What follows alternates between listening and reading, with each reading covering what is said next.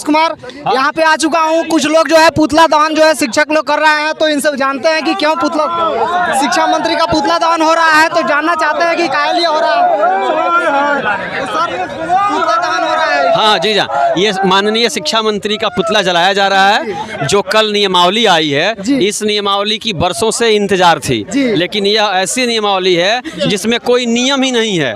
ये बिना नियम वाली नियमावली है, जिसका हम लोग पुरजोर विरोध करते हैं और विरोध स्वरूप हमने नियमावली की एक प्रति भी जलाई है, उनका पुतला भी जला रहे हैं। और हम लोग ये कहते हैं कि जब तक सरकार इस नियमावली को रद्द नहीं करेगी, तब तक हमारा आंदोलन और उग्र होता जाएगा और यदि आवश्यकता पड़ी तो विद्यालय में तालाबंदी भी की जाएगी। मतलब आप लोगों का कहना है कि जब स्कूल का विषय रहता है, जब स्कूल चलता है तो स्कूल चलाते हैं, उसके बाद भी काम लिया जाता है। जी हाँ, हम लोग तो स्कूल चलाने के अलावा सरकार की जितनी योजनाएं हैं, सारी योजनाओं के सफल संचालन में दिन रात मेहनत करते हैं। जैसे अभी जाति गणना का कार्य चल रहा है, तो हम लोग ट्रेनिंग ले रहे हैं, दे रहे हैं, इस कार्य को भी संपादित करेंगे। जनगणना भी करते हैं, चुनाव भी कराते हैं, खाना भी पकवाते हैं, ड्रेस भी बंटवाते हैं, जूते बंटवाते हैं। कौन सा कार्य हम नहीं करते, लेकिन सरकार हमेशा हम लोगों के साथ दोयम दर्जे का व्यवहार करती है, वो सौतेली माँ की तरफ व्यवहार करती है। हम लोग टकटकी लगाए थे कि कुछ अच्छा प्राप्त होने वाला है,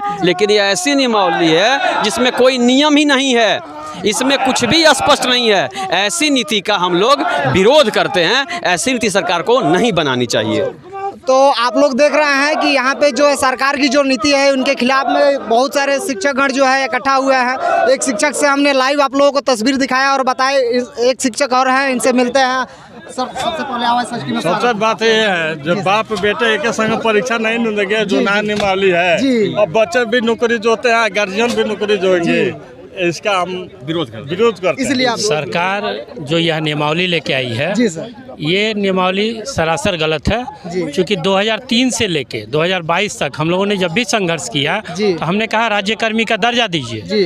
उस दौरान सरकार ने कहा कि नहीं, राज्यकर्मी का जो दर्जा है शिक्षकों का, वो डाइंग कैडर है। तो डाइंग कैडर यानी मृत पद है ये, इस पे अब हम कोई नई बहाली नहीं करेंगे और सिर्फ स्थानीय निकाय के शिक्षक ही यहाँ रहेंगे। लेकिन यह जो नियमावली कल अधिसूचित की गई है, इस नियमावली के मुताबिक वो कहते हैं कि नहीं, अब नया कैडर बनेगा और इसमें नए सिरे से बहाली की जाएगी। तो आप कल तक जो दम भरते थे कि सभी स्थानीय निकाय के नियोजन इकाइयों को भंग किया जाएगा, उसको तो आपने यथावत रखते हुए पुनः एक नया कैडर बना दिया। और कल तक जो डाइंग कैडर का घोषणा आप करते थे, वो अचानक रातों रात लाइव कैडर कैसे हो गया, ये हम सरकार से जानना चाहते हैं और इस नीति का सरासर विरोध करते हैं। आवश्यकता पड़ेगी तो हम गणना का भी विरोध करेंगे और विद्यालय में तालाबंदी भी करेंगे। यहाँ पे आंदोलन बहुत बड़ा होने वाला है। सरकार को सीधे चेतावनी है कि अगर नियम के अनुसार अगर कार्य नहीं किया गया तो जो है शिक्षक लोग जो है आंदोलन कर सकते हैं। तो कुछ और शिक्षक है यहाँ नहीं, नियमावली को पिछली हड़ताल हमारी समाप्त हुई थी इसी समझौते पर कि आपको पूर्ण राज्यकर्मी का दर्जा दिया जाएगा, है ना, और आपको जो है जो राज्यकर्मियों का वेतनमान है वो दिया जाएगा। लेकिन सरकार जनवरी, फरवरी, जून, जुलाई करके और इतने दिन तक जो अंधेरे में रखी, और आज जब सरकार का कार्यकाल समाप्त होने जा रहा है, तो ऐसा फर्जी नियमावली बना करके, ऐसा नियमावली जिसमें कोई नियम नहीं है, नियम रहित नियमावली बना करके हम लोग को अब नए सिरे से ठगने का काम करती है। शिक्षा मंत्री ऐसा असभ्य व्यक्ति प्रोफेसर रहा है। सुनिए, शिक्षा मंत्री ने 15 साल तक प्रोफेसर का फर्जी वेतन लिया है। आज शिक्षा मंत्री हैं, उनके मुंह से तो कम कम शोभा नहीं देता है।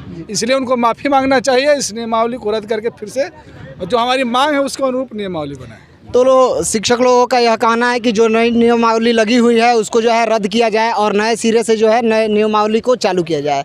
तो यहाँ पे और भी शिक्षक हैं, सबसे पहले आपका स्वागत।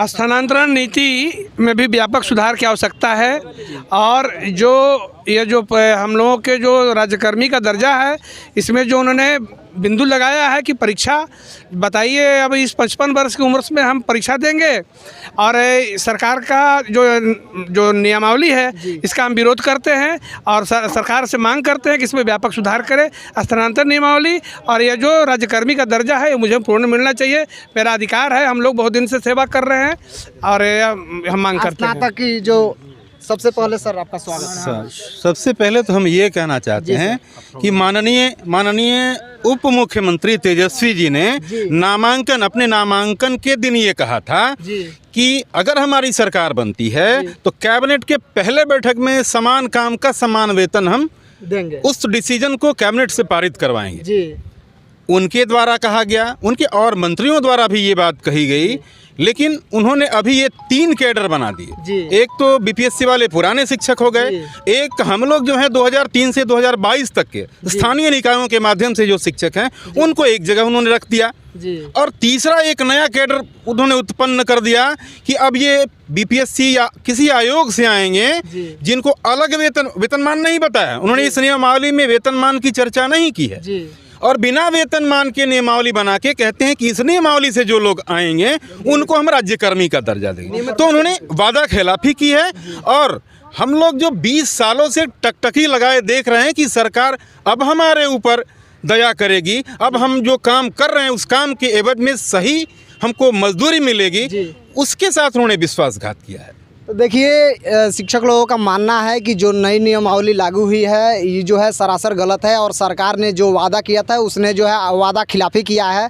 तो अभी शिक्षक लोगों का बहुत ज़्यादा भीड़ है और यहाँ पे देख सकते हैं लाखों की संख्या में लोग उग्र आंदोलन के लिए आ चुके हैं।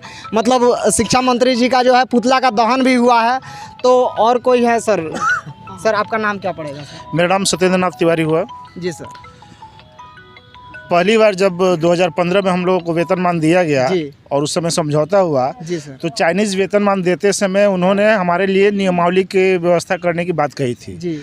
और एक गवर्नमेंट के द्वारा पूरे 8 साल या 9 साल के बाद 15 से ये नियमावली बन रहा है, लागू हो रहा है, बन रहा है, लागू हो रहा है। कितनी सरकारें आई गई, इधर से उधर हुआ, उधर से इधर हुआ और 2022